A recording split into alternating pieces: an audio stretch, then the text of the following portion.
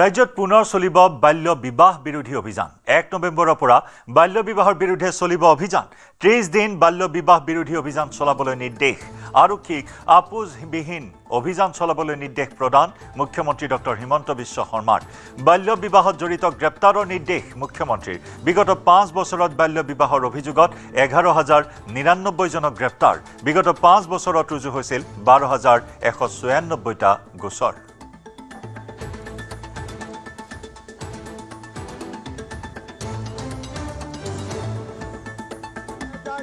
চনত মই এই তিৰংগ পতাকাৰ তলত ঘোষণা কৰিছিলো যে আমি বাল্য বিবাহ অসমত আমি সমাপ্ত কৰিম যোৱা 5টা বছৰত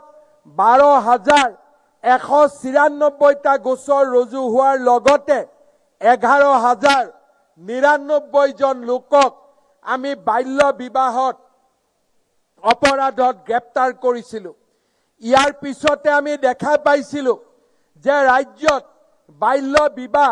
অভাৱনীয়ভাৱে হ্ৰাস পাইছিল আৰু কলেজ ইউনিভাৰ্চিটিত ছাত্ৰীৰ নামভৰ্তি অভাৱনীয়ভাৱে বৃদ্ধি পাইছিল আজিৰ এই দিনটোতে মই অসম আৰক্ষীক 1 নৱেম্বৰৰ পৰা 30 দিন বাল্য বিবাহৰ বিৰুদ্ধে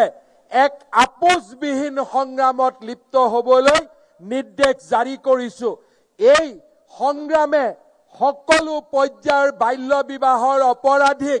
আইনৰ সন্মুখলৈ লৈ অহাৰ বাবে কাম কৰিব আৰু এই সংগ্ৰাম